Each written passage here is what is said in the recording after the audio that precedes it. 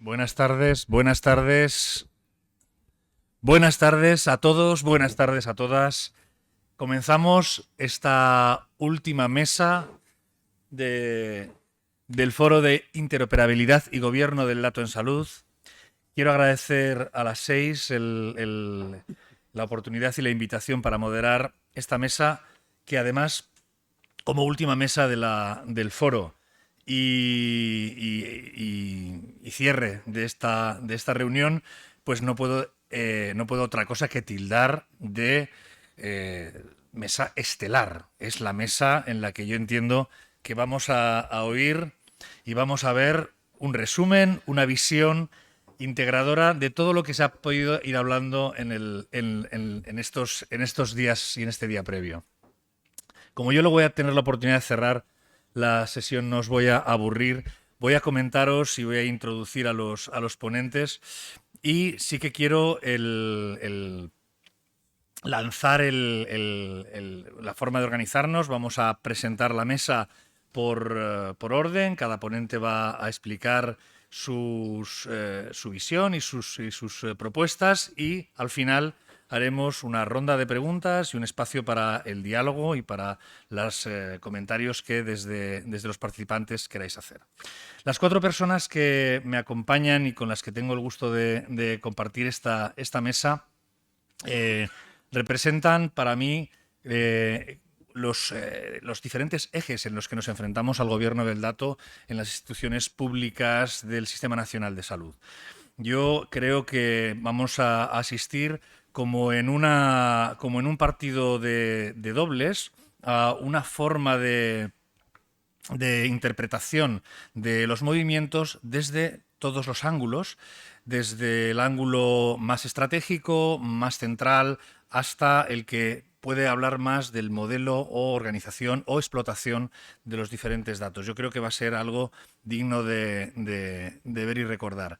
Las cuatro personas que nos acompañan y por orden de intervención son Mercedes Alfaro Latorre, subdirectora general de información del Ministerio de Sanidad; Carlos Tellería, Biocomputing Unit del Instituto Aragonés de Ciencias de la Salud; Carmen Derlinchan, Senior Systems Engineering Manager de la empresa Pure Storage Iberia; y Arturo Álvarez Gutiérrez, director de proyectos Big Data de Fujitsu.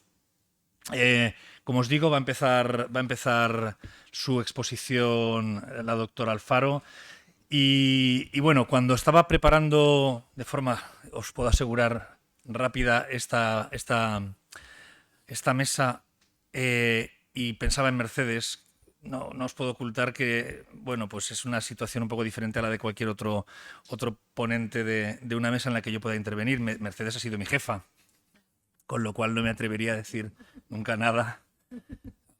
Vamos, nada. Eh, si tuviera que definir algo que me impresiona de ella es si estuviéramos hablando de otra generación, nosotros fuéramos 50 o 70 años más jóvenes, estaríamos hablando de una influencer, ¿no? Pero no de una influencer de redes sociales, de estos que hacen la influencia a través de imágenes, ¿no? Para mí, la presencia y la acción de Mercedes en el Sistema Nacional de Salud, en su trayectoria, y en el Instituto de Información Sanitaria, con todo su equipo, ha representado lo que para muchos es el soft power de la vertebración de la información sanitaria en el Sistema Nacional y en España en los últimos 20 años. Yo creo que aquí no os tengo que presentar lo que representa, pero para poner y hacer explícita esta situación, creo que hay pocas personas de su relevancia e importancia real en los cambios, evoluciones y transformación que ha sufrido el sistema durante las últimas 2 décadas. Ahora dirá que no y todo eso, pero porque los de Soria son así, pero bueno, yo creo que todos estáis más que de acuerdo conmigo en que es así. Y bueno, pues voy a dejar paso entonces a nuestra influencer que comience esta mesa magnífica. Muchas gracias. Gracias, Rafa, yo también te quiero. Bien, bueno, vamos a empezar esta mesa. Quería emplear un minuto para deciros una cosa. Primero, no somos 17 más el Ministerio. Somos, según se cuente, 19 si contamos salud pública, porque las ciudades autónomas de Ceuta y Melilla tienen las competencias en salud pública, o 18 si hablamos de asistencia sanitaria, porque está el INGESA, que es el responsable de la gestión. Entonces, somos 18 o 19, más el Ministerio. Luego quería haceros una reflexión antes de empezar por lo que vengo oyendo en estas mesas. Yo eso afortunadamente no lo he vivido porque ya tengo unos años, pero no tantos, cuando un médico para diagnosticar a un paciente diabético probaba la orina del paciente. Eso evidentemente se superó en cuanto hubo unas pruebas bioquímicas, unas pruebas que te decían la orina que había. Las tiras de orina. Yo me acuerdo cuando yo era analista clínico en el Hospital Monte San Isidro de León, eficazmente llevado por monjas en la cuestión de enfermería, que tenía unas glucosurias que no me explicaba. Bueno, pues mi monja, Sor Saturnina, que era excelente, cortaba la tira de la glucosuria con una tijera, que estaba un poco oxidada. Y esas tiras son de glucosa oxidasa. Entonces me salían unas glucosurias que me llamaban muchísimo la atención.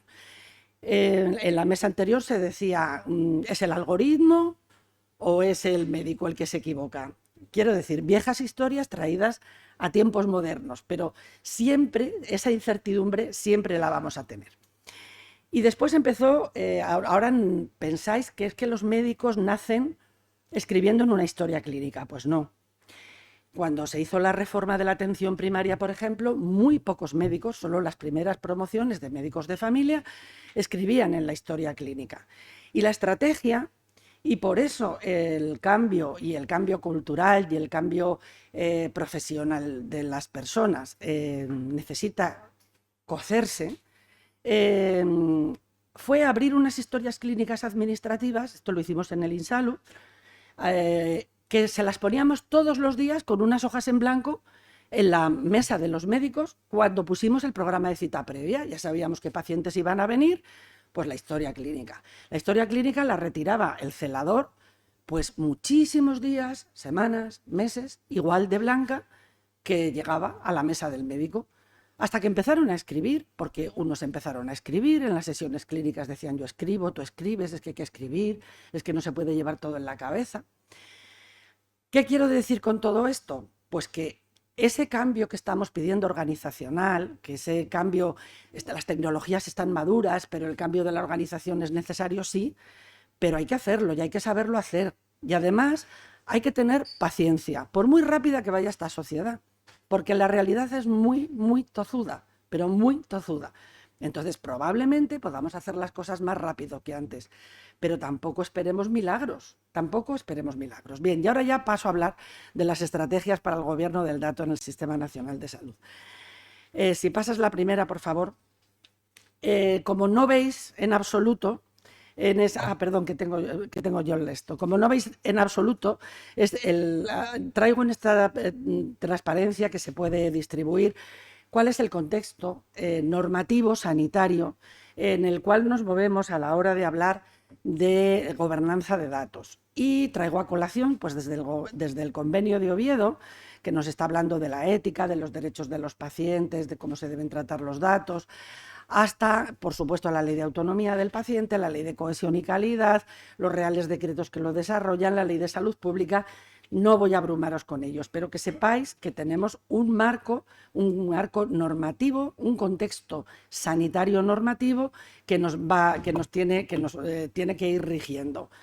Y que este contexto sanitario, que incluye desde también el Real Decreto de Tarjeta Sanitaria, que establece la identificación de las personas ante el Sistema Nacional de Salud, pues tiene unas leyes orgánicas por encima de protección de datos personales, tiene un reglamento de protección de datos, que es transposición del europeo, y ahora va a tener además un nuevo reglamento del Espacio Europeo de Datos de Salud, que tenemos que estar a tenor de lo que establezca para poder acabar de perfilar, de desarrollar cómo vamos a tratar y cómo vamos a gobernar nuestros datos. Bien, ¿cómo estamos ahora? Ahora mismo hay un gobierno de datos. Hay un gobierno de datos que se realiza entre las comunidades autónomas y el Ministerio. Hay un sistema de información sanitaria del Sistema Nacional de Salud. hay un plan estadístico nacional que tiene unas grandísimas bases de datos. Se llaman operaciones estadísticas, eso ha quedado anticuadísimo en cuanto al argot, pero realmente estamos teniendo ahí, son bases de datos verdaderamente brutales. Tenemos 88 millones de altas hospitalarias. Tenemos la información año a año de 765 hospitales y 340 centros de especialidades, de todos sus recursos, actividad, gasto.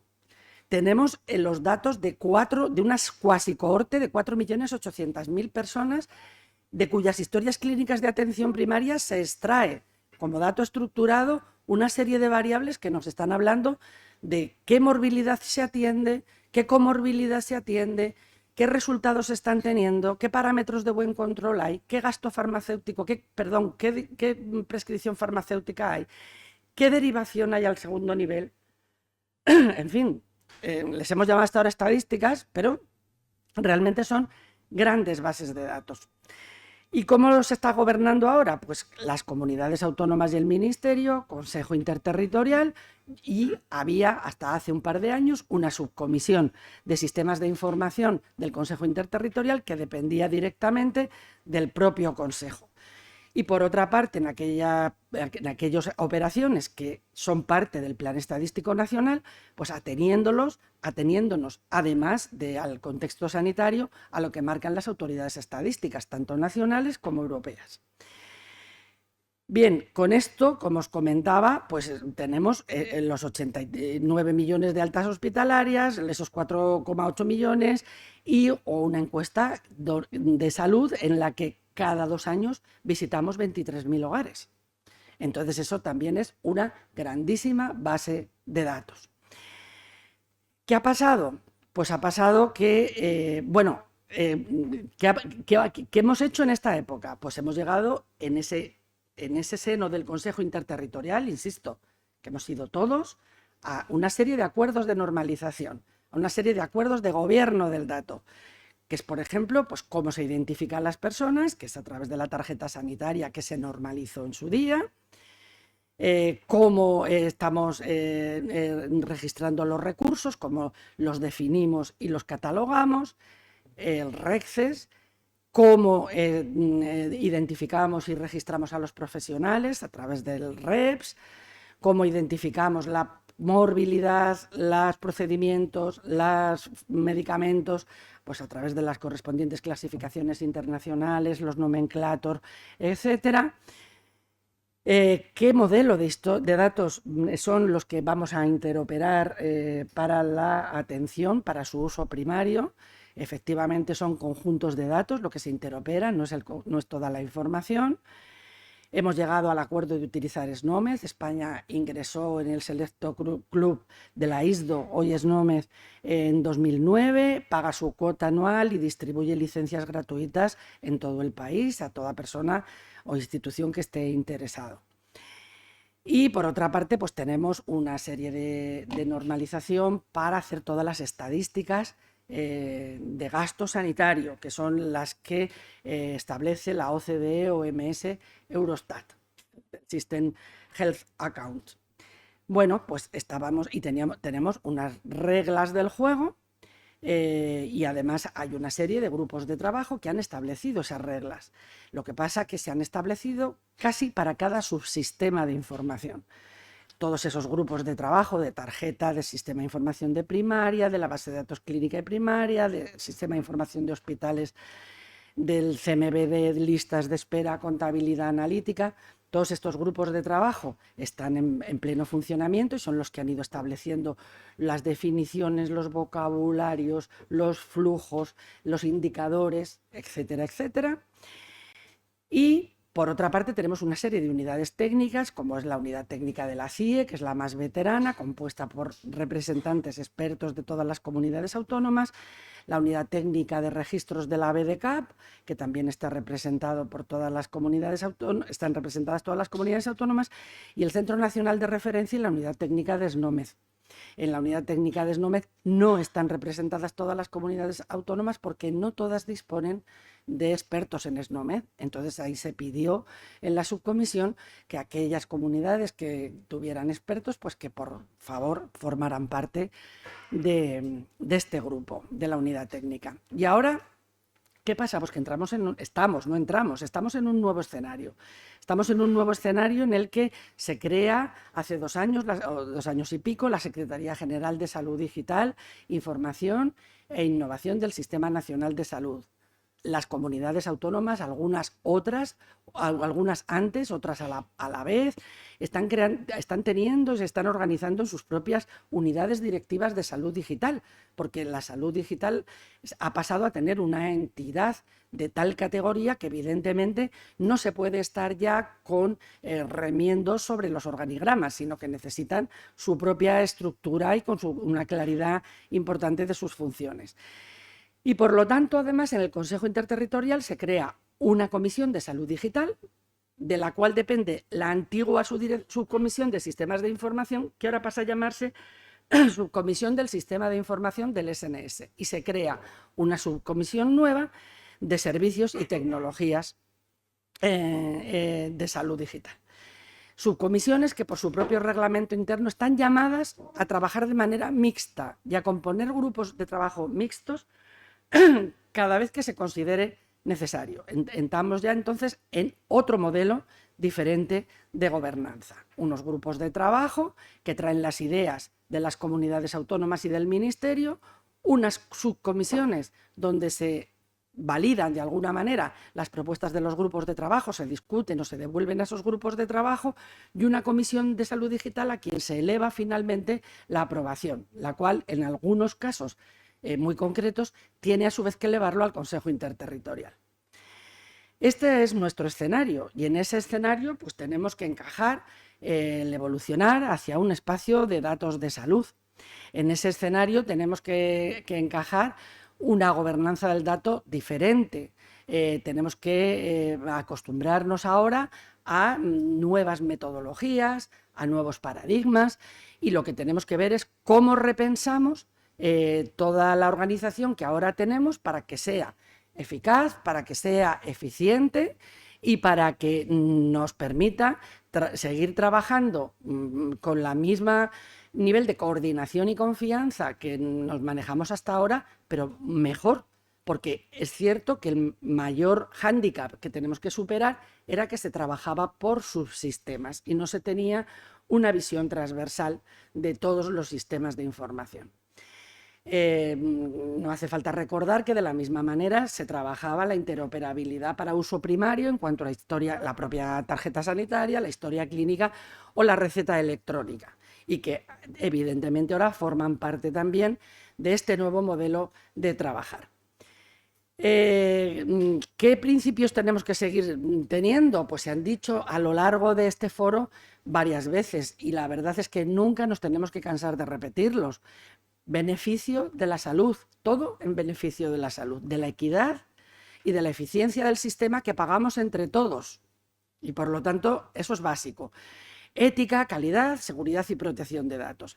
Y nos tendremos que dar pues, una serie de instrumentos, una normativa para la gestión del dato acorde con el nuevo reglamento del espacio de datos, una serie de normas de gobernanza en la nueva estructura, eso es lo que estamos ahora trabajando, de cómo encajamos toda esta nueva estructura de gobernanza con las reglas que teníamos anteriormente, unos principios de uso ético y de regulación legal que también se derivarán de la normativa, y unos servicios para la interoperabilidad y la gestión de los datos. Esto es lo que llamamos hoy ya la Oficina del Dato del SNS, que es una evolución también de los antiguos sistemas y dinámicas que teníamos hacia una entidad que tenga más personalidad identificable, ¿de acuerdo? Bueno, uno de los servicios que se van a dar, y siento porque está la diapositiva atropellada, es un servidor de terminologías del que se ha hablado anteriormente y un repositorio de activos de datos en el Sistema Nacional de Salud. El servidor de terminología, que es el trabajo que más tenemos avanzado, y os doy 2 pinceladas, El servidor de terminologías lo que pretende pues, es proporcionar a todo el Sistema Nacional de Salud una herramienta común, una herramienta que luego cada uno pueda aprovechar en su ámbito de competencias, pero que nos lleve a todos a trabajar de una manera interoperable. Esto va a ser un poco el aspecto que de momento tiene la pantalla de entrada a ese servidor que esperamos que esté en funcionamiento en el mes de julio.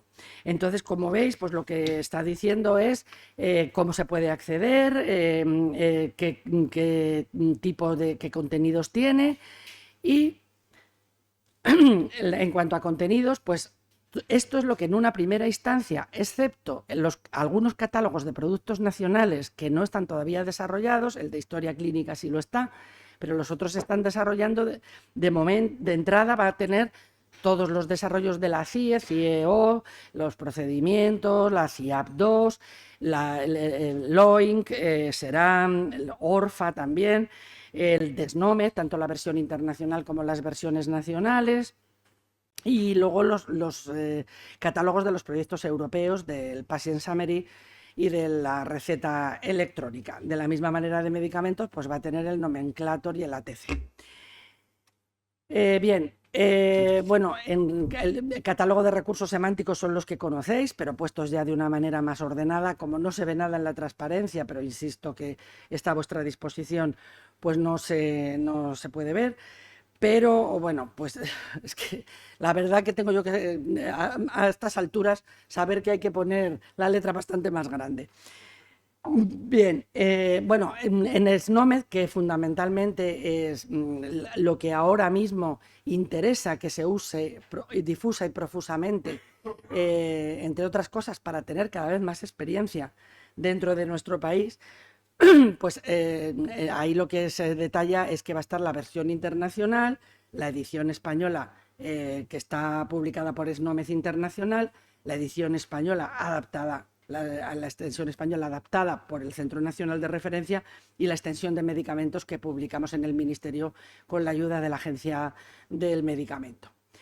De la CIE van a estar todos los catálogos que conocéis, de LOINC y de SERAM y de ATC, de la clasificación internacional, también van a estar los catálogos de las clasificaciones y con posibilidades de mapeo a SNOMED, que probablemente esto esté en una fase posterior.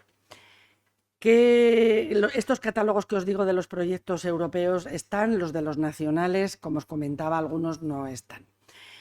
Bien, ¿qué mapeos vamos a tener? Pues vamos a tener mapeos de SNOMED CT a las CIEs y a la CIE, tanto a la americana como a la CIE nacional, a la CIE de procedimientos, a la de oncología y a la clasificación internacional para la práctica de enfermería. ¿De acuerdo? Ahí va a haber mapeos. Y mapeo de la CIE a las CIE 9, porque todavía hay algunos ámbitos donde se utiliza la CIE 9, a de las de procedimientos de la 10 a la de la 9, de diagnósticos de la 10 a la de la 9, y estamos trabajando en un mapeo con la WONCA, con la CIAP, ¿de acuerdo? Pero mapean mal, y eso lo sabéis. ¿Cómo se va a acceder? Y con esto termino. Pues se puede acceder por suscripción, en cuyo caso hay dos posibilidades: descarga en zip para servidores o directamente para las para las aplicaciones, o acceso desde aplicaciones directamente, tanto en APIs REST como de Fire. ¿Qué navegadores semánticos va a ofrecer? Pues el de SNOMED y el de CIE. Y la gestión de mapeos a SNOMED, como os comentaba. Y esto es lo que esperamos que pueda estar en marcha pues antes de que el verano nos disperse. Y bueno, como veis, pues hay mucho tajo, queda mucha tela que cortar, pero por aquí van las cosas en gobernanza del dato para el Sistema Nacional de Salud.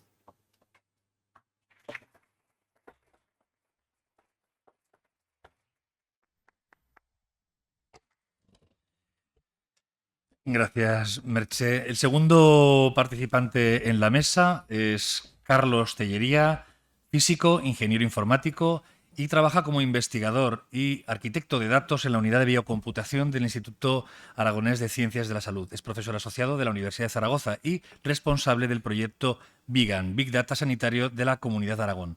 Participa en distintos proyectos nacionales y europeos relacionados con los espacios de datos y la arquitectura federada para el análisis de datos de salud, tales como TEDAS, donde colidera el paquete de trabajo de arquitectura y servicios, FIRI, Healthy Cloud, Gaia X Health o Impact Data, donde lidera el paquete de trabajo dato clínico e imagen médica.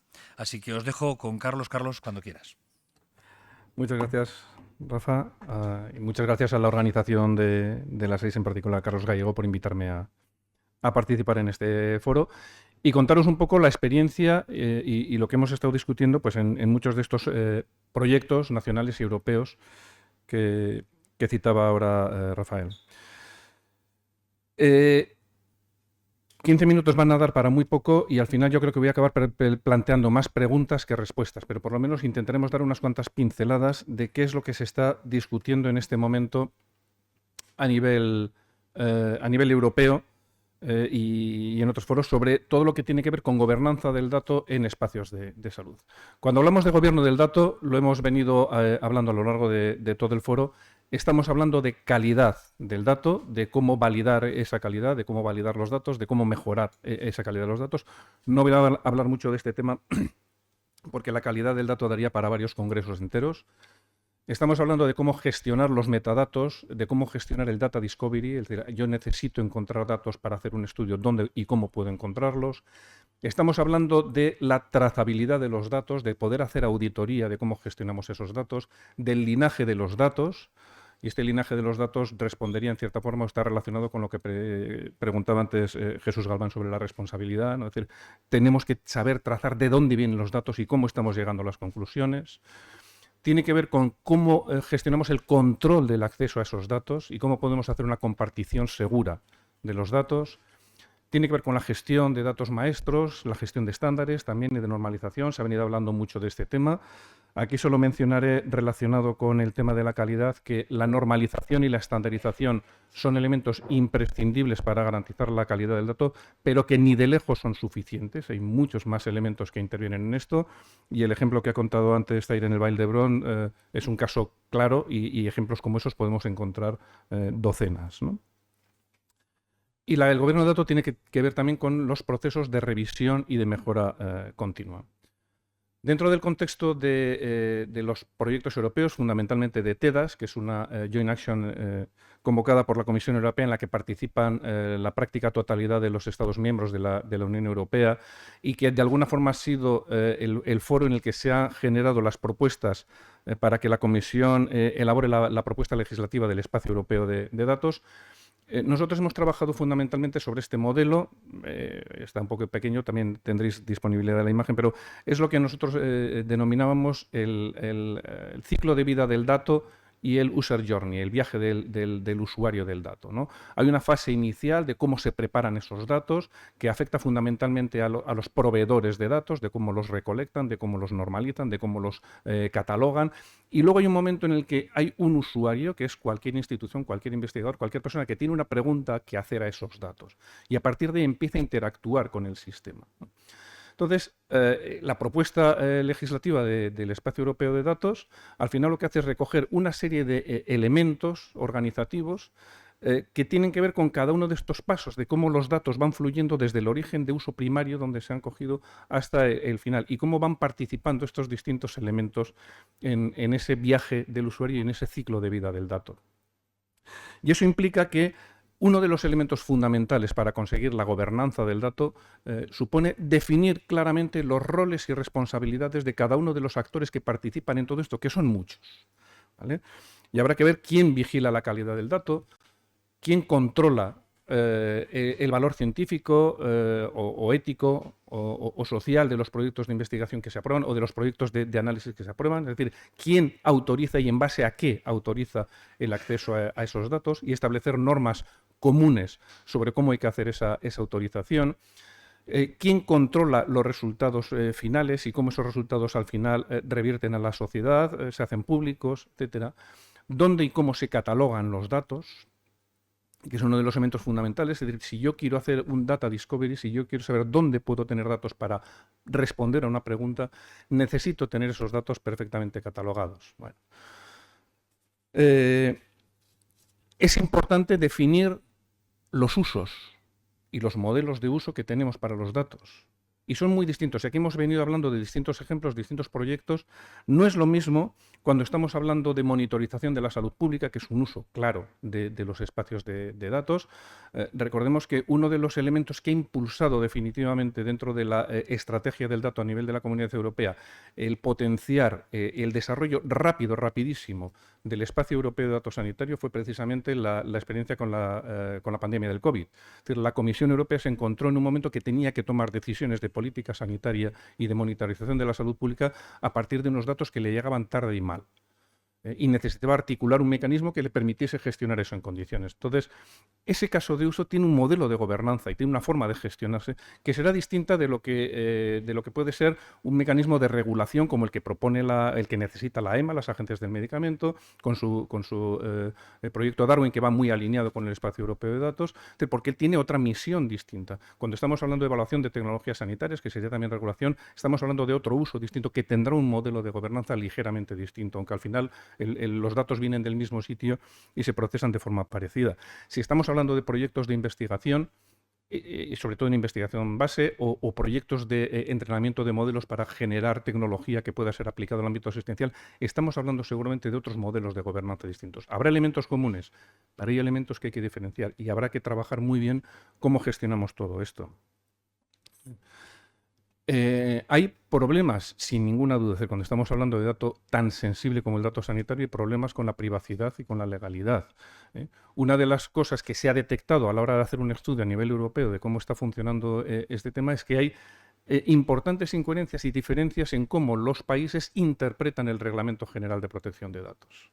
Y una de las propuestas que se ha hecho a la Comisión es, por favor, en la propuesta final del Espacio Europeo de Datos, intenten marcar unas pinceladas que marquen una interpretación homogénea del Reglamento de Protección de Datos a la hora de gestionar el dato sanitario para este espacio de datos. ¿Vale? Hay que ver cómo ajustamos los actores que se establecen en el Reglamento General de Protección de Datos a los actores que van a participar en el espacio de datos. En el RGPD se habla de los responsables de los datos y de los encargados de tratamiento. Responsable de tratamiento, encargado de tratamiento. Eso en algunos modelos de gestión del dato pues, es muy fácil interpretar quién es quién. Una empresa que recopila datos de sus clientes y que tiene subcontratado a alguien o que tiene una unidad que le gestiona esa información, ahí tenemos un responsable y tenemos un encargado. Cuando estamos hablando, por ejemplo, de un proyecto de investigación multicéntrico en el que hay investigadores que toman decisiones sobre lo que se hace con los datos, pero los datos no son de ellos, sino que los proveen otras entidades que a su vez son datos recopilados y centralizados a partir de proveedores primarios y que luego tienes un organismo que está organizando un poco cómo se gestiona eso, definir quién es el responsable y quién es el encargado es bastante más complicado. Y la propuesta legislativa deberá ir aclarando este tipo de elementos. ¿Vale?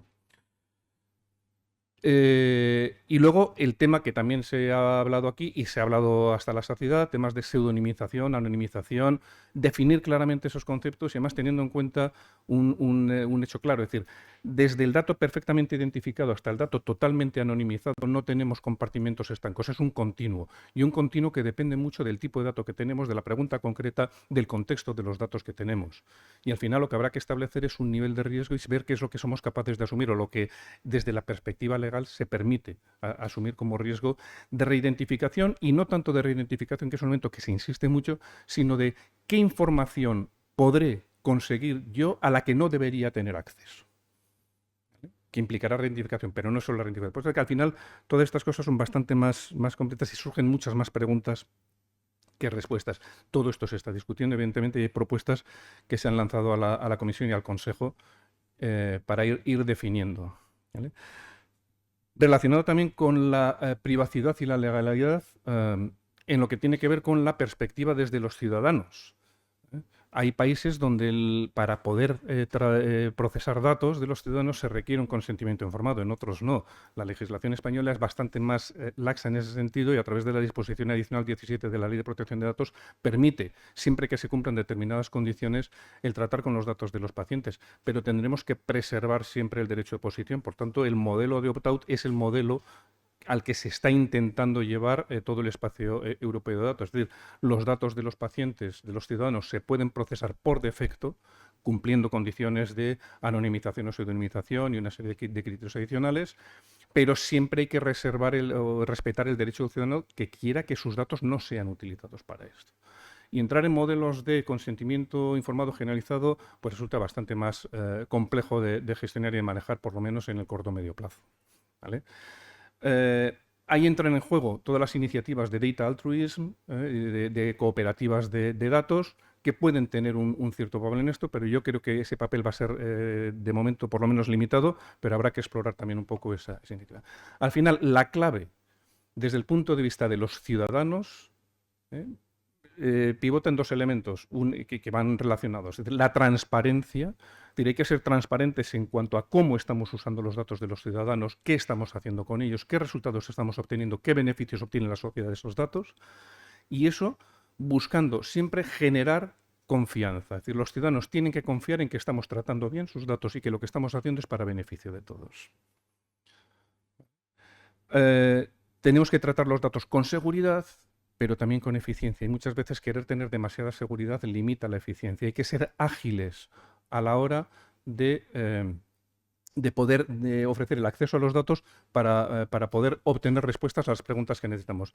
Vuelvo a recordar el tema de la preocupación de la Comisión Europea con el COVID. Es decir, necesitaba respuestas rápidas, necesitaba datos rápido para poder trabajar, ¿vale? Dentro de las propuestas del Espacio Europeo de Datos se está trabajando en modelos de ventanilla única. Es decir, cuando alguien necesita acceder a los datos no puede estar mendigando país por país los datos. Necesitamos un punto único donde yo plantee la pregunta que necesito y las necesidades de acceso a datos y a partir de ahí se gestione ese acceso a los datos. Y se está trabajando en modelos de confianza mutua entre los organismos que tienen que dar ese acceso a los datos, entre los comités éticos. Es decir, que si alguien en un país me permite el acceso a los datos, eso de alguna manera me garantice el acceso a los datos en cualquier país, lo cual implica que todos los organismos reguladores tienen que tener criterios únicos y homogéneos que tienen que estar establecidos. ¿Vale? Habrá que definir, y esta es la pelota que suelto para el Ministerio, cuál es el papel que van a jugar los National Contact Points, esas entidades que son el punto de contacto de cada país con el espacio europeo, que van a ser los que articulen un poco toda la comunicación y todo el circuito. Probablemente la gestión de catálogos centralizados para el Data Discovery sea una de las funciones que caigan dentro de los National Contact Points.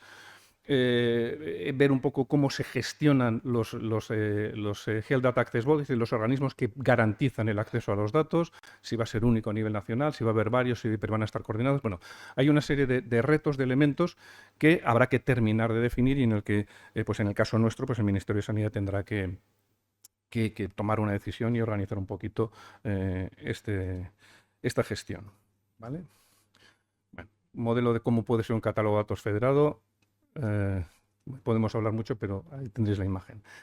Otro de los elementos clave dentro de lo que se está hablando en los espacios europeos de datos es de los entornos seguros de procesamiento. Entonces, el modelo del EHDS, del espacio europeo, es fundamentalmente federado y articulado en torno a unos elementos que son los entornos seguros de procesamiento, es decir, infraestructuras tecnológicas que garanticen que los datos no salen de ahí, que el acceso es seguro y que podemos hacer un análisis de esos datos con todas las garantías de seguridad y de privacidad, pero con toda la potencia necesaria para hacer eso. Bueno, eso está esbozado en la propuesta del espacio europeo y, bueno, pues de esa propuesta van a salir una serie de elementos adicionales, de propuestas y de grupos de trabajo adicionales. Uno de los grupos de trabajo que sale derivado de es precisamente el de definir qué van a ser estos entornos seguros de procesamiento, definir qué requisitos tienen que cumplir, cómo se van a articular, cómo se van a montar, para que puedan cumplir con los requisitos de un espacio de datos a nivel europeo.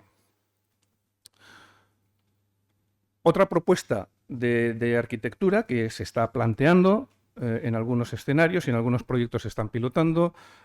Nosotros en Aragón estamos pilotando una solución de este tipo también para ver cómo funciona y si puede responder a las necesidades, que es la de trabajar con datos sintéticos y gemelos digitales. Es decir, nosotros tenemos el dato de vida real, que es el que recopilamos a partir de todos los sistemas asistenciales, pero generamos a partir de eso, con una serie de algoritmos de generación de ruido o de modelos estadísticos, etcétera, un lago de datos sintético, es decir, un lago de datos que tiene unas características muy similares y una estructura de datos idéntica al dato real, pero es dato ficticio. Y a este lago de datos sintético se le da acceso a los investigadores libre, pueden trabajar con él sin ningún problema porque los datos no son personales, ¿vale? Una vez que desarrollan las herramientas necesarias y pueden hacer esos análisis y ven que esas herramientas funcionan, evidentemente con unos resultados que no son válidos porque están hechos con dato ficticio, podríamos aplicar esas mismas herramientas al dato real, pero ahí el investigador no tendría acceso a los datos, se haría automáticamente en la plataforma y se enviarían los resultados, con lo cual el investigador nunca tiene acceso al dato real, pero sí a la capacidad de poder generarlo. Bueno, es una propuesta que hay, vamos a ver si funciona, no funciona o hasta dónde puede servir y qué limitaciones tiene este modelo. El modelo de gemelos digitales sería avanzar mucho más esto en el sentido de que el lago de datos sintético reproduzca exactamente lo que es el dato real, de tal manera que tú nunca podrás identificar a una persona, pero cualquier pregunta que le hagas al dato sintético te va a responder lo mismo que respondería el dato real. Esto, bueno, como propuesta está muy bien, veremos a ver qué es lo que se puede conseguir, ¿no? Y ya para terminar, simplemente comentar algunas propuestas, algunos ejemplos de modelos de gobernanza federados. Se ha hablado ya bastante de IDEN. En Impact Data, que es un proyecto del Carlos III, estamos testando modelos de gobernanza similares federados. Es decir, antes lo comentaba José Ramón, cada uno de los socios de un estudio analiza los datos en su infraestructura con unos APIs que son los mismos porque todos compartimos el mismo modelo de datos, que en este caso es OMOP, y a partir de ahí podemos obtener conclusiones sin que los datos salgan en ningún momento del sitio. Hay un modelo de gobernanza que ya lo representaba antes también José Ramón, y este modelo es un poco el que funciona. Como caso concreto y de ejemplo, nosotros en el Instituto Aragonés de Ciencias de la Salud acabamos de participar en un proyecto desarrollado dentro del marco de IDEN para hacer caracterización epidemiológica de pacientes con COVID persistente a nivel europeo, con participación de 7 socios de 7 países. Desde que se lanzó la propuesta y la pregunta, se buscaron los socios que participábamos en el proyecto, se ejecutaron los scripts, se hizo el análisis, se juntó la gente para elaborar las conclusiones y publicar los resultados, han pasado menos de 4 meses. ¿Vale? Entonces, me parece una propuesta interesante. No sé si es el modelo a seguir, pero es una propuesta interesante a tener en cuenta.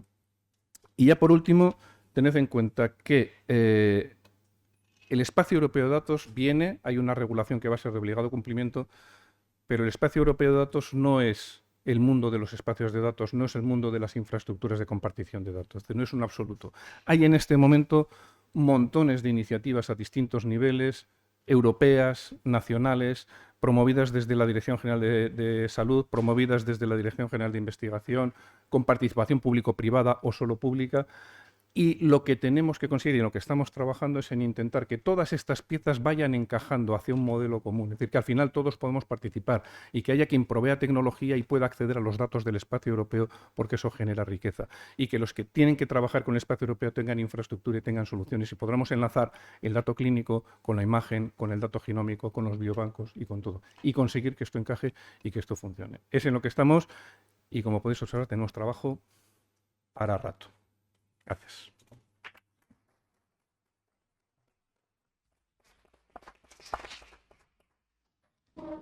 Gracias, Carlos.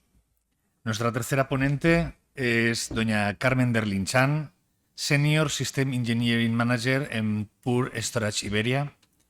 Carmen ha empleado su carrera profesional en el mundo de la tecnología y los servicios, proporcionando soluciones avanzadas líderes en el mercado. Carmen representa hoy a Pure Storage, empresa líder que durante 9 años consecutivos ha trabajado en el cuadrante mágico de Gartner por su innovación en el sector del almacenamiento, proporcionando soluciones disruptivas en nuestro sector. Carmen, cuando quieras. Muchas gracias. Buenos días. Espero que la sesión de hoy, después de todo lo que se haya dicho, pueda poner un poco, por lo menos, de toque más tecnológico. Soy el equilibrio en esta mesa.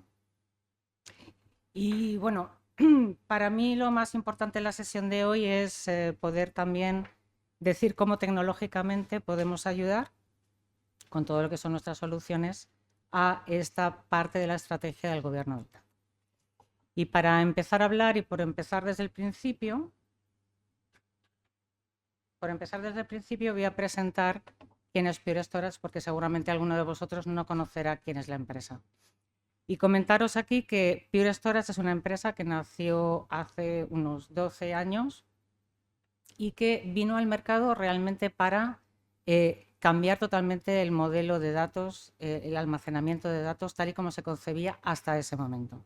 Y para eso se tomaron dos decisiones totalmente disruptivas en aquel mercado. Una, cambiar los discos rotacionales que conocemos todos en los almacenamientos por all flash. Y la segunda decisión tecnológica que se tomó fue hacer un modelo de datos, un modelo que fuera perdurable en el tiempo y que no necesitara cambiar las cabinas durante su periodo de ejecución. De tal manera que es disruptivo desde el momento en que al periodo de 3 o 5 años de amortización no hay que cambiar la tecnología, con lo cual no vamos a tener más migraciones. Esto, como os podéis imaginar, además repercute en otro punto importante que es cuando hablamos de cambiar discos rotacionales por tecnología flash, sucede algo que es espectacular. Sucede que donde antes ocupaba en el espacio del centro de datos un volumen X, el tema de almacenamiento, ahora ocupa un 80% menos del espacio. Y donde antes gastábamos X en energía y en cooling, ahora estamos gastando un 80% menos. Esto es algo que, además de ser una evidencia por el tipo de modelo y de arquitectura que tenemos, es un punto fundamental en el que nuestra empresa sigue invirtiendo. Nosotros invertimos el 25% de lo que ganamos en innovación. Entonces, os podéis imaginar que llevamos un ritmo de innovación y de poder poner mucha más tecnología al servicio de nuestros clientes. Y luego, una segunda cosa que también es derivada es el tema del NPS. Si vosotros sabéis qué es el NPS, realmente mide la satisfacción de los clientes y estamos en un 81.4. Solamente hay estamos dentro del 1% de las empresas a nivel mundial que está en este rango de satisfacción de nuestros clientes. Con lo cual, bueno, digamos que tenemos un buen tema de inicio y además tenemos aproximadamente ya en el mercado unos 11.000 clientes, más de 11.000 clientes. Y de esos 11.000 clientes ya tenemos muchos en el entorno de salud, entre hospitales, instituciones de investigación científica, sector público a nivel central, a nivel regional. Digamos que tenemos bastante experiencia y bueno, también tenemos referencias en España. Y unido al dato que después de esta presentación, por saber quiénes somos, nos hacemos una serie de preguntas y estas preguntas van un poco relacionadas a las preguntas que a su vez se hacen nuestros clientes y que nosotros también intentamos responder, pero que son preguntas que también podrían entrar en este debate. Al final estamos todos de acuerdo en que nos hacemos preguntas porque al final el fin en mente de todos los que estamos aquí, incluido yo que soy la parte más tecnológica, es que al final hayan pacientes que estén, que podamos salvar vidas, ¿no? O sea, que realmente tengamos un aliciente porque estamos haciendo algo por la humanidad.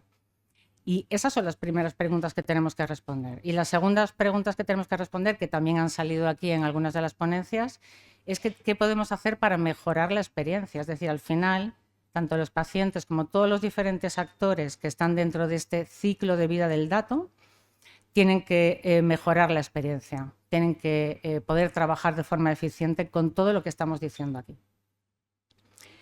El tema de seguridad, yo creo que ya no son preguntas. El tema de seguridad es que hay que estar preparados. Se habla mucho del tema de la seguridad del dato. Yo haría más, incluso un tema más orientado hacia la ciberseguridad.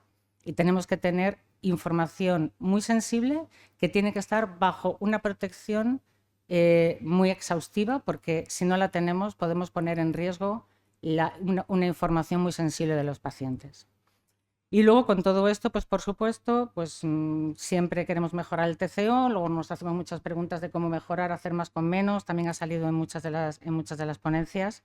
Y por supuesto también el tema de un punto que creo que se ha tocado poco, pero que yo lo pongo encima de la mesa porque cuando hablo con nuestros clientes, sobre todo en el sector público y más concreto en la parte de sanidad, hay una falta de profesionales y bueno, pues el sector público además tiene que competir con el privado, que muchas veces es difícil. ¿Y qué es lo que podemos hacer desde el punto de vista de todos los que estamos aquí? Intentar que los profesionales además tengan un aliciente, porque lo que están haciendo no son tareas rutinarias, no son tareas que no me proporcionan valor, sino buscar el valor en todo aquello que estamos haciendo dentro, vuelvo a decir, de todo este ciclo de vida. Y bueno, pues esto es algo de las preguntas que nos hacen nuestros clientes, las preguntas que nos hacemos nosotros y que además hoy voy a intentar un poco resolver por lo menos algunas de ellas. Cuando entramos en el mundo de sanidad hablamos mucho de interoperabilidad y la interoperabilidad muchas veces se está hablando entre las comunidades y el gobierno central. Yo también saco aquí un poco el tema de interoperabilidad incluso dentro de cada uno de esos diferentes organismos, porque nos lo estamos encontrando, en el cual, bueno, pues hay incluso silos de información que nos hace que tengamos que trabajar en esa interoperabilidad dentro de todos los diferentes sistemas que tenemos en marcha dentro de la comunidad, pero aparte, luego interoperabilidad con el resto de nuestras colegas de las otras comunidades para poder intercambiar datos. Yo extiendo un poco este tema porque creo también que es importante desde el punto de vista tecnológico, que es el mío. Y dentro de este punto de vista tecnológico, ¿cuál es el enfoque que nosotros le estamos dando a la sanidad y cuáles son las estrategias que estamos marcando en la parte de los datos? Desde un punto de vista de enfoque en sanidad, lo que tenemos es un conjunto de soluciones, tanto hardware como software, orientadas al almacenamiento del dato tradicional y almacenamiento de datos en entornos Kubernetes, contenedores, etcétera.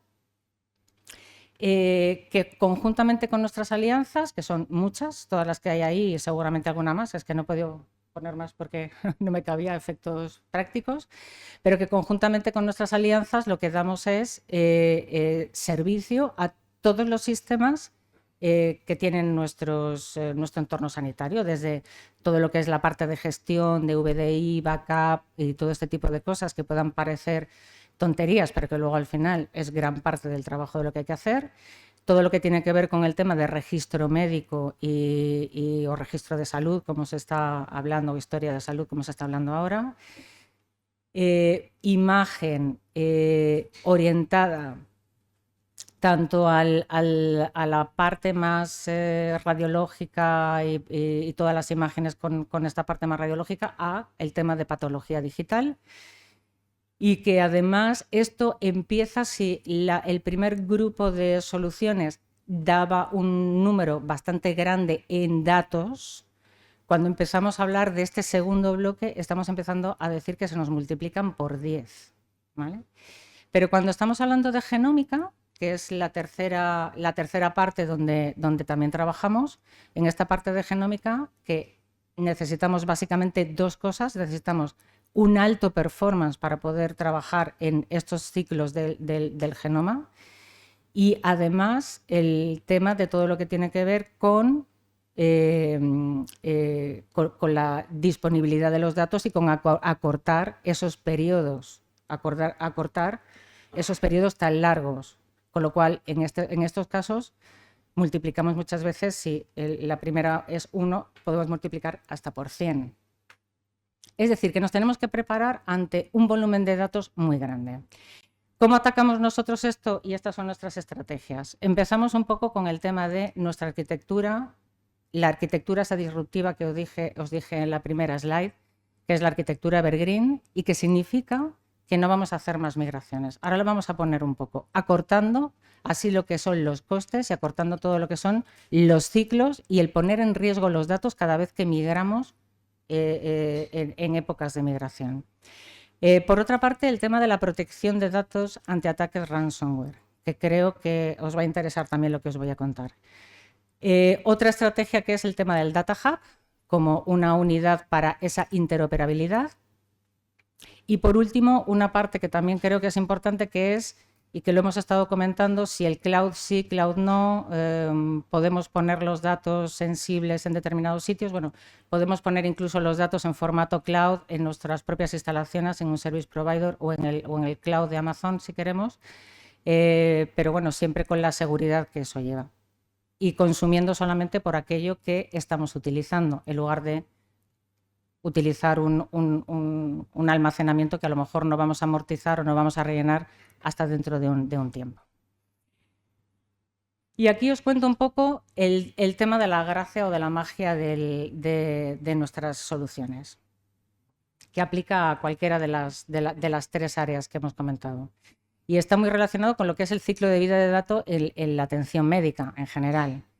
Y que si vemos un poco cuál es el ciclo de vida de los datos que podemos tener asociados a un paciente, pues no sé, que la esperanza de vida nos lleva a que dentro de nada pues tendremos 100 años de esperanza de vida, con lo cual 100 años que podemos ir acumulando información de las personas, ¿no? De los pacientes.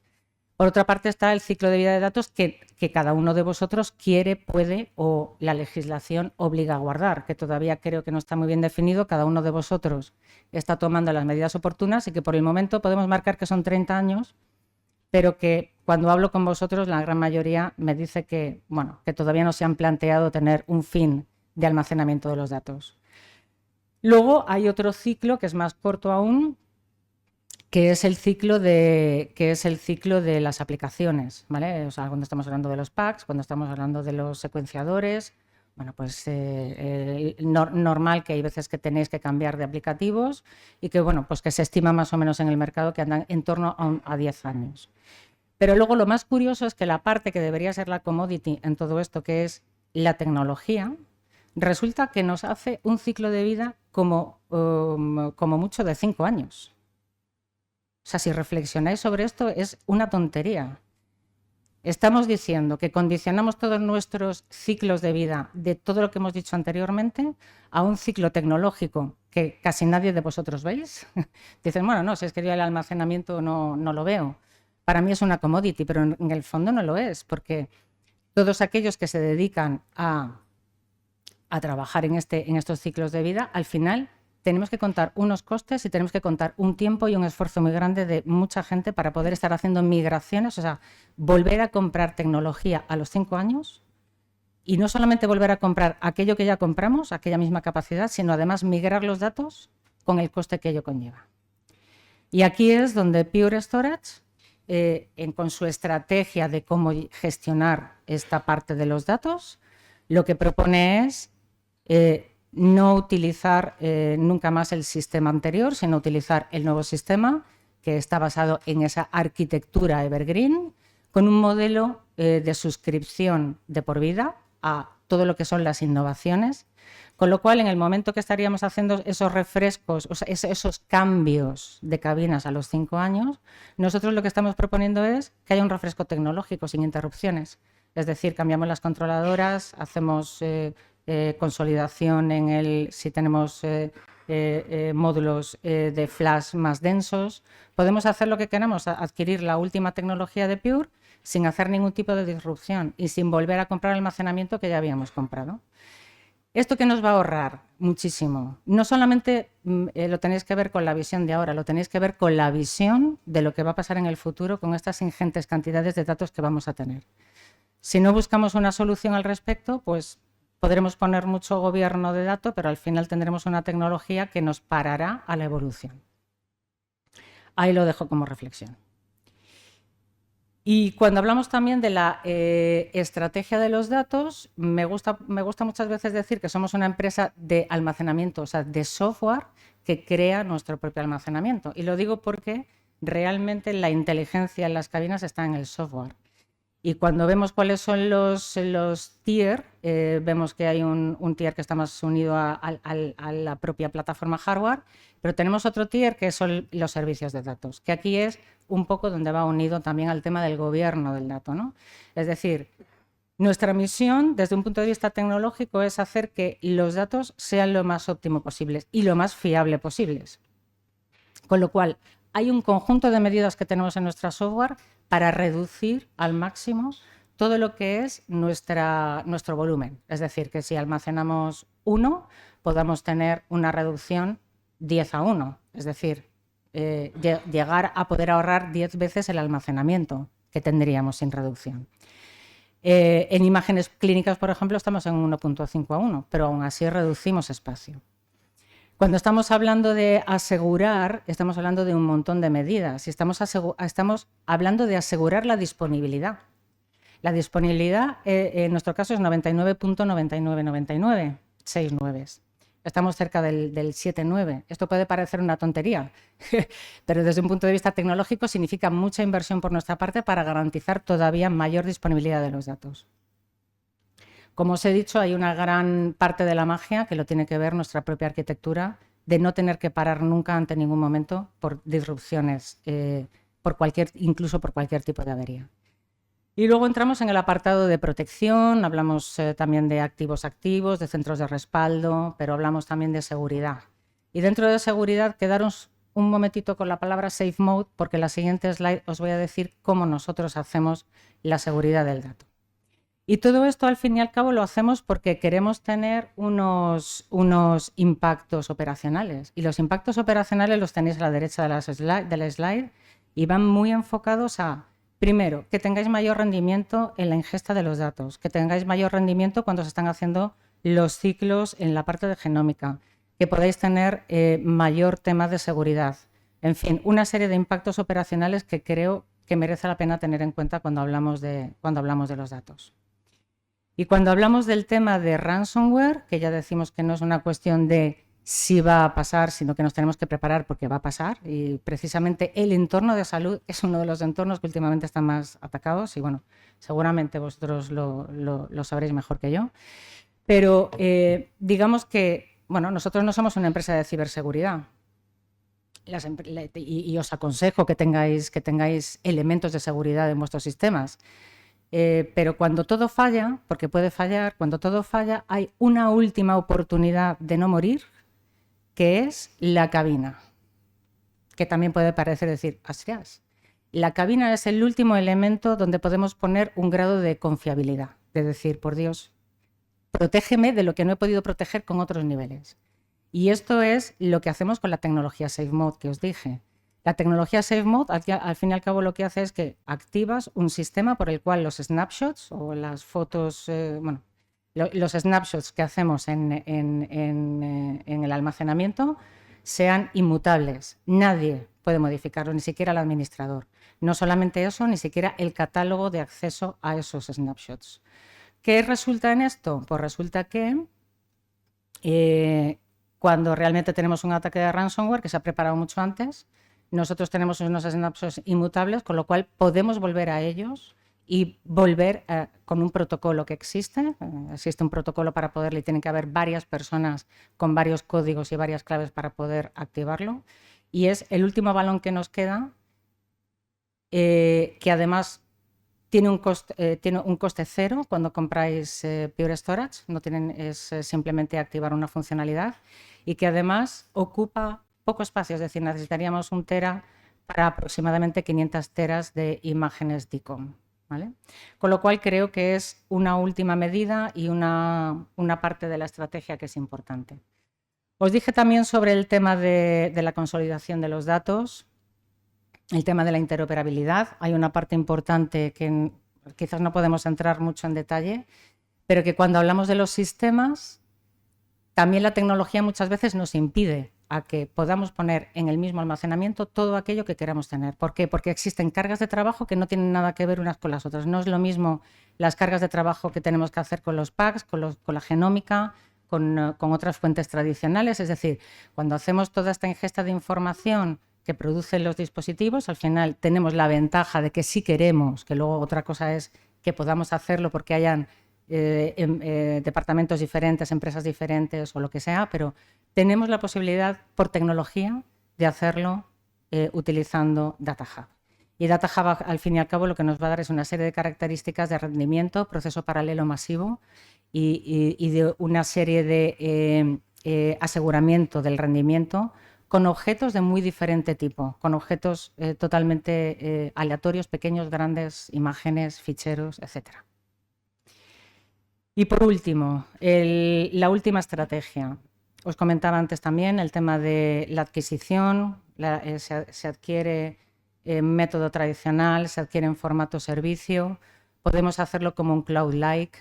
Desde Pure lo que hacemos es dar libertad a nuestros clientes, si quieren hacerlo en formato servicio. Puede estar on-prem dentro de las instalaciones de nuestros clientes, pueden estar en un service provider porque es de confianza para ellos, o puede estar en la nube pública. Tenemos acuerdos con Amazon y con AWS para tener almacenamiento en la nube, pero en formato empresarial. Y todo ello, además, teniendo en cuenta, aunque me parece que no se ve ahí, pero con una serie de SLAs que van por capacidad, por rendimiento, es decir, nos medís por esto y nos pagáis o nos penalizáis si no cumplimos los SLAs. Y algo también muy innovador, creo que no lo tiene nadie, SLAs por consumo. Nos comprometemos a que si no damos el consumo que hemos pactado al principio, nos penalizamos a nosotros mismos. Y bueno, pues por último, simplemente os podéis imaginar que después de todo esto hemos resuelto gran parte de las preguntas que hicimos al principio. Y también, pues nada, agradeceros a todos vuestro tiempo y que esta sesión os haya sido de utilidad. Muchas gracias.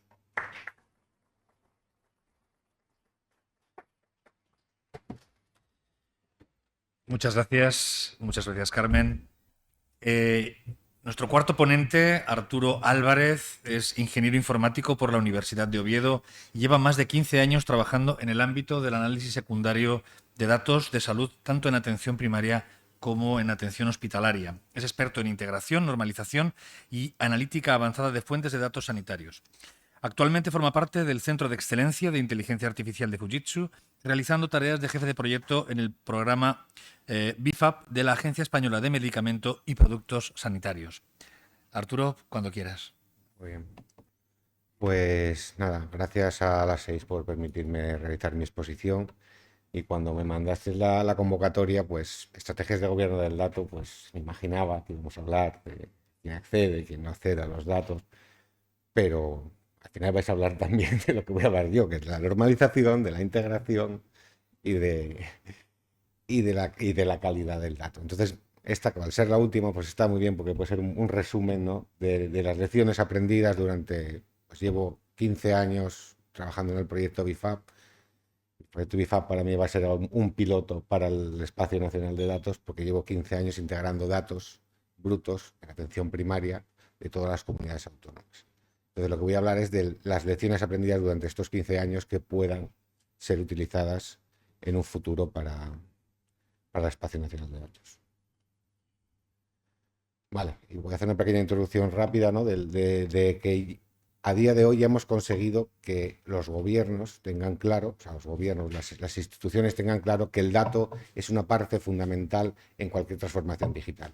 Cualquier transformación digital, a día de hoy, tiene en cuenta que hay que tener en cuenta los servicios digitales, la interoperabilidad, los datos, identidad digital y firma digital y la ciberseguridad. Entonces el dato está ahí en el centro y es como una entidad más que hasta hace unos años no se tenía en cuenta. La percepción antigua, y ahora yo os diré lo que significa la percepción AE, ¿no? La percepción antigua era que el dato estaba ahí y no sabíamos de quién era. Cuando hablabas del dato, esto es de sistemas de información. O cuando hablabas con el informático, no, eso es de negocio, yo ese dato no sé ni qué significa. Pues el dato estaba ahí un poco en el medio. Y yo creo que la percepción os diré lo que es la ED, es que hemos puesto el dato en el centro. Y el dato va a servir de nexo entre sistemas de información y de negocio. ¿Vale? Entonces, en lo que es la normalización o la gobernanza del dato, ¿no?, pues aquí está esta diapo a mí me gusta mucho porque cuando yo trabajo con mis compañeros del código de Fujitsu, pues trabajan mucho en analítica de datos, Big Data, Business BI, ¿no?, y Deep Learning. Es la parte bonita, ¿no?, la parte sexy de las aplicaciones. Pero para que ese iceberg salga hacia arriba, por debajo hay mucha tarea de arquitectura, de modelado, de integración, de calidad, de seguridad y de metadatos. Entonces, esa parte es la que me voy a centrar. Y me dirás, bueno, ¿por dónde empezamos? ¿Qué estrategia utilizamos para gobernar el dato? Pues esa es la evangelizando, ¿vale? Y ese checkbox lo he puesto esta mañana. porque escuchando ayer al consejero de Cantabria, pues creo que están evangelizando, porque la evangelización es hacia arriba, tener un soporte por parte de las instituciones de la necesidad del gobierno del dato. Y no hemos evangelizado hacia arriba, yo creo que podemos ir hacia abajo y hasta el nivel ya de usuario, de la necesidad de que ellos mismos como proveedores de datos registren bien, porque eso en el futuro va a ser necesario para una mejora de la salud de los pacientes. Y dirás, bueno, ¿y ahora qué camino sigo? Vale, está evangelizado, ¿por dónde empiezo? Bueno, hay diferentes marcos, ¿no? El DAMA, el de la DCAM, el DMMI. DCAM, DMMI es más de madurez de datos y yo me voy a centrar en DAMA porque la verdad que, como digo, yo llevo casi haciendo gobernanza antes de que existiera la gobernanza y cuando cayó en mis manos el libro de DAMA, pues la que engloba es un marco referencial muy bueno y muy interesante para aterrizar todas las cosas que hemos ido haciendo, lo que vais haciendo durante todos los años y decir, bueno, esto hay que darle un marco a este tipo de gobierno. Vale, es lo que digo, no existe un camino predefinido. Hay marcos de referencia, pero ese marco de referencia hay que adaptarlo al tipo de negocio. Y en el inicio del camino es la importancia de las figuras bilingües. Las figuras bilingües son esas personas que llevan muchos años trabajando en business intelligence, en aplicaciones, personas de la casa, que conocen tanto la tecnología como el negocio. Y en esas yo creo que se debe centrar, ¿no? Esas personas en las que se debe centrar el core para iniciar la gobernanza del dato. Conocen toda la tecnología, todas las aplicaciones y también a dónde quiero llegar, qué quiere el negocio de mí, qué herramientas hay que poner en marcha, ¿no? Entonces, en el marco DAMA, no me voy a centrar en todo el marco, pero bueno, me voy a centrar más en la arquitectura del dato, en la calidad, en la normalización, en la integración y en una pequeña parte en el almacenamiento y las bases de datos. Para mí, la jerarquía DAMA de la arquitectura de datos yo creo que no es más que una función, yo creo que ahí están las personas. Los arquitectos de datos yo creo que son el core, el nexo de unión entre la parte de IT y la parte de negocio. Y su principal función yo creo que es organizar equipos de arquitectura empresarial, arquitectura de aplicaciones, ¿no? Personas que colaboren de forma unida y que tengan con todas ellas su unión, sea el conocimiento completo de lo que es la infraestructura del negocio, ¿no? Bueno, aparte de sus tareas, ¿no? Pues hay que hacer las versiones de flujo de datos, el roadmap, un diseño de una arquitectura estándar de datos, ¿no? Para ser utilizada en proyectos de desarrollo. La definición de los estándares debe partir de arquitectura y supervisar esos proyectos de desarrollo que se adecúen a la nueva arquitectura que estamos realizando, que hemos puesto en marcha. La parte de modelado, el modelado de datos es un medio para la creación de ese nexo IT-negocio, ¿no? El modelado de datos, lo más importante es su definición. Hay que definir bien el alcance. Vamos a hacer una gobernanza, no vamos a ir a por todo. Imaginaros en el Espacio Nacional de Datos, ir a por todos los datos que hay. Hay que definir muy claramente el alcance. El esquema de modelado decidirán el esquema relacional, dimensional o SQL. Y en este modelado, aquí, por experiencia, destapamos las carencias en origen y las nebulosas del destino. Es decir, qué carencias de datos tenemos en nuestras fuentes, empiezas a rascar, y hacia dónde quiero llegar. Porque a veces la parte de negocio no tiene claro hacia dónde quiero llegar. Bueno, yo quiero algo, tipo hay un data lake y ya veremos una aplicación que haga esto. Entonces yo creo que en esta parte de modelado hay una parte que, como ponen aquí, ¿no? Hay un proceso que hacemos, ¿no? El de modelar, documentas, surgen dudas, vuelves a preguntar al negocio, vuelves a modelar, ¿no? Es una parte iterativa a lo largo de todo el proceso de ciclo de vida de los datos, ¿no? Pues en esa tarea de modelado, aparte del modelado, está la parte de linaje, perfilado, la importancia de los metadatos, por supuesto, y equilibrar mucho los intereses a corto plazo y a largo plazo. Intereses a corto plazo, yo ya tengo un caso de uso, por favor, móntame esta gobernanza que ya tengo el caso de uso, tengo 2 casos de uso. Dije, vale, hay que montarla, pero con una flexibilidad. Esto tiene que estar adaptado y modularizado, ¿no? Entonces hay que equilibrar un poco los intereses. Y después la gestión de versiones del modelo. Hay que tener muy claro cuando se cambia el modelo de datos, por qué se cambia, cómo se cambia, dónde y a qué afecta.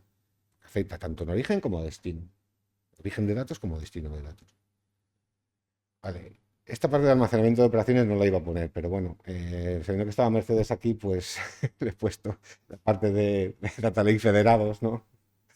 Y bueno, esta diapositiva, pues la parte de abajo serían las comunidades autónomas, pueden ser todas en el mismo modelo, pero también hay la solución a esto, la capa de virtualización, las herramientas de virtualización de datos pueden ser una gran herramienta construir el nexo entre los productores y los consumidores de datos, cuando hablo de productores en diferentes localizaciones y con diferentes modelos de datos. La parte de integración e interoperabilidad es donde más actores de todo el tema de gobernanza intervienen, ¿no? Estos 4 son fundamentales: la parte de arquitectura, la parte del modelo, la parte de operaciones y la parte de seguridad, ¿vale? Entonces también es un nexo ya no de IT y negocio, sino más de funciones dentro del gobierno, ¿no? Entonces, en esta parte en la que, bueno, he trabajado mucho, pues, ¿cuáles son los principales retos o qué obstáculos principalmente nos hemos encontrado? Bueno, pues en la integración hay que adoptar la perspectiva de negocio en el diseño, asegurando la extensibilidad. Es decir, tengo un modelo y hay que asegurar que esto sea flexible y extensible. Y en la parte de extracción y transformación, que forma parte de la integración, pues en la parte de extracción hay que diseñar un proceso que contenga todo el alcance del modelo de datos. A veces no es complicado, porque yo tengo un modelo de datos, pero no todos mis source, mis 17 comunidades autónomas, van a poder aportarme a ese modelo de datos, pero por lo menos que cubra lo máximo, que si tiene cosas que van dentro de ese alcance, intente acoplarlas a su origen, ¿no? Y una cosa muy importante es conocer el origen de los datos y su significado del sistema. Habéis hablado del significado del sistema, de la semántica, ¿no? De qué significa fumador, el valor que viene ahí, ¿vale? Hay que poner de acuerdo. Pero el origen, hay que tener claro que el origen el origen de datos hay que saber si viene de un dispositivo IoT, un registro del médico o de una aplicación de inteligencia artificial que me lee una radiografía y me marca si tiene fractura de cadera o no. Esa fractura de cadera, ¿cómo viene? ¿Tiene la misma fiabilidad el dispositivo de inteligencia artificial que lo que ha registrado un médico o lo que ha registrado un traumatólogo? Entonces, la importancia del origen de los datos. Os voy a poner un ejemplo. En una comunidad autónoma, las vacunaciones estaban perfectas y de repente un día me dice un usuario de la agencia: Arturo, están llegando señoras nacidas en el año 1936 vacunadas del papiloma. Y yo, desde mi desconocimiento, dije: esto del papiloma es lo de las niñas, porque yo tampoco, ¿sabes? Sí. Entonces, bueno, llamó a la comunidad y dije: oye, está pasando esto. Tenía un botoncito que llegaba el paciente y decía: señora, ¿está usted vacunada de todo? Sí. Pum, ok. Y automáticamente registraba a edad. Pues a los 14 años, en 1936, les registraba la vacuna del papiloma. Entonces, el origen de los datos es muy, muy, muy, muy importante, ¿vale? Otra cosa es los estilos de vida del paciente. Eso de fuma, no fuma, qué significa esto, incluso dentro de la misma comunidad, los nomenclator de 17 Pharmatools, usamos el mismo nomenclator. Eso son retos muy, muy, muy, muy laboriosos, trabajosos, pero todo tiene su solución, ¿no? Y en cuanto a la transformación, pues una de las principales problemas que vamos a encontrar en el Espacio Nacional de Datos son las tablas maestras.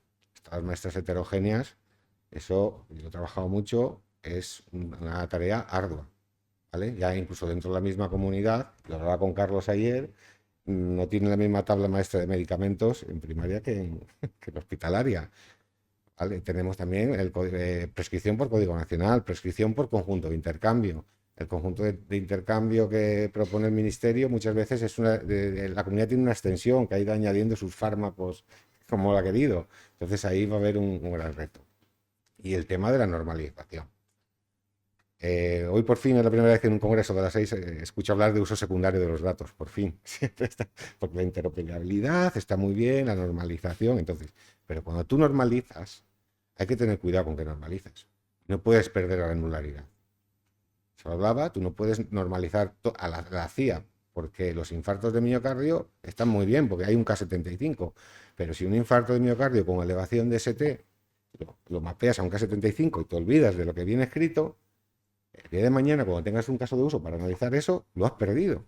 Entonces hay que normalizar a una ontología lo suficientemente granular, sé que es complicado, lo suficientemente granular que te permita no perder información, y en el caso de que quieras agrupar, ya está, tienes la ontología. Subes hacia arriba y haces tus agrupaciones. Entonces yo creo que SNOMED para mí es la solución. Nosotros hemos probado SNOMED, UMLS también está muy bien, pero SNOMED, como tiene todas las jerarquías, ¿no? O sea, engloba, no aparte de CIE 9, CIE 10, que engloba una parte, sino que engloba eso, o LOIN, que solo es para analíticas, engloba todas las jerarquías. Yo creo que es una buena solución, es una antología viva, que eso te da lugar a que puedas, oye, nos hemos quedado cortos, hay que darle más granularidad a esto, y yo creo que es muy buena solución. Y eso es el equilibrio entre normalización y pérdida de información. Está muy bien que normalices, pero siempre deja a un lado o ten preparado tu modelo de datos para tener el dato original. Y eso lo hace muy bien OMOP. OMOP te obliga a normalizar, pero siempre hay unos campos donde digan, ¿y esto de dónde viene? ¿Y aquí qué ponía? ¿Por qué? Porque puede llegar un día un investigador y que llegar a normalizar. Yo no me interesa OMOP, no me interesa, yo quiero normalizar. Y lo que OMOP normaliza cero, porque no hemos encontrado normalización, tengo el dato ahí y puedo hacer un trabajo adicional de normalización. Y ya por último, la última, la de calidad de datos, como ha dicho Carlos, podemos hablar aquí de 3 días, pero bueno, yo creo que en datos sanitarios estas 6 son las más importantes en calidad. La precisión, la granularidad del dato, ¿vale? Cuando está normalizado, la credibilidad, validez, lo que os he comentado, la relevancia, a veces este dato o no, bueno, este va igual, depende, esta relevancia hay que evaluarla, depende del caso de uso. En este caso de uso no nos sirve, pero en otros sí. La completitud, eso, muy importante, de saber si los datos están completos, y la consistencia. Lo que hablaban, que yo cuando me dijo lo de las mujeres que tenían un diagnóstico de hombres, eso yo también me los he encontrado, y esas situaciones, o incluso enfermedades de bebés en mujeres. ¿Por qué? Porque no ha abierto la historia y le ha escrito el diagnóstico del niño no sé qué en la historia de la madre. Y la claridad contextual. Eso es muy importante, y ahí el consenso de todas las comunidades yo creo que va a ser muy importante, porque hay que saber el contexto o este dato, qué significa o en qué contexto está registrado. Y ya por último, bueno, pues la frase de Simon Mainwaring de el cambio es prácticamente imposible sin colaboración, cooperación y consenso. Y bueno, muchas gracias.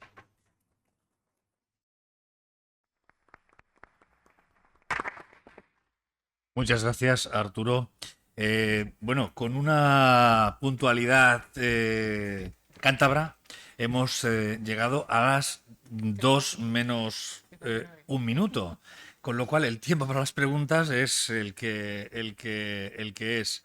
Sed muy breves y nosotros procuraremos también serlo. Yo creo que no nos va a dar tiempo a hacer a lo mejor más que 1 o 2 preguntas, porque sé que muchos tenéis que marchar y tenemos que seguir con las jornadas. ¿Alguna pregunta? ¿Ninguna? Venga, ánimo. No. Una. Hola, buenos días. Soy Javier Quiles del Servicio Gallego de Salud. Y bueno, felicitaros por la mesa siempre y por toda la información y la calidad. Quería preguntaros a Arturo, porque lo has puesto así y creo, bueno, a Arturo y a todos, ¿eh? Esta figura de arquitecto de datos que has plasmado encima que marca tu presentación, y ese rol de nexo entre TI y la parte de negocio, o sea, yo creo que esa es la clave. O sea, y esos perfiles, esas figuras son los que realmente articulan los proyectos. Vengan de la parte asistencial, vengan de la parte de TI. Y al final es ese grupo de personas las que hacen ese contexto que hace que la rueda gire, ¿no? Entonces, ¿cómo podemos articular en el Sistema Nacional de Salud perfiles que se dediquen a eso? Porque en TI tienes los incendios, las integraciones, los logins, los permisos, la ciberseguridad, etcétera, ¿no? Y yo creo que no tenemos categorías profesionales bien identificadas para hacer esa función. Los bioingenieros pueden hacer muchas cosas, analizan genomas, hacen tareas de análisis complejas para la parte clínica y son fundamentales, ¿no? Pero articular toda esta arquitectura, mantenerla y darle confiabilidad, yo creo que es el reto, ¿no? Para los proyectos que estamos hablando. Entonces, ¿qué hacemos, no? Hay una categoría profesional, lo hacemos por las tardes. En fin, ¿qué propuestas veis encima de la mesa? Vale. A ver, lo que decía, esas personas están dentro, ¿eh? No tenéis que buscarlas fuera. En fuera sí podéis buscar los expertos o una persona que coordine, ¿no? Pero están dentro, esas personas de negocio que llevan las aplicaciones, yo me conozco algunas también, por ejemplo en Aragón, yo conozco médicos que están metidos muy en tecnología, que han montado. Es verdad que tenéis un montón de aplicaciones y a lo mejor la persona que ha hecho la arquitectura de una aplicación no ha hecho de otra, pero normalmente hay algunas personas que conocen, o si no, es simplemente, oye, no hay un único arquitecto. A montar pues un comité de arquitectos, ¿no? Donde tengan buena arquitectura, es lo que hablábamos, montar equipos de arquitectura, porque nadie va a saber de todo el montón que tenéis. Pero esos equipos de arquitectura no deben ser solo arquitectura empresarial o arquitectura de negocio, es arquitectura de negocio y arquitectura de aplicaciones. Pero yo creo que esas personas están dentro porque son las que más conocen, aunque se le llame analista de negocio o analista programador, al final han hecho labores de gobernanza sin saberlo. Solo un detalle, ampliando lo que comentaba Arturo. Nuestro último fichaje en la unidad de biocomputación del Instituto de Ciencias de la Salud es un enfermero con un grado en documentación clínica. Al final es el equipo. Nosotros tenemos gente que sabe una cosa, gente que sabe otra. Lo fundamental es trabajar en equipo. Y entre todos definir realmente la mejor solución. Encontrar una persona que sepa de todo es prácticamente imposible o lleva mucho tiempo. Muy bien, pues con esta pregunta, gracias Javier, cerramos esta mesa y damos paso al acto final. Mercedes, Carlos, Carmen, Arturo, muchas gracias por vuestras presentaciones.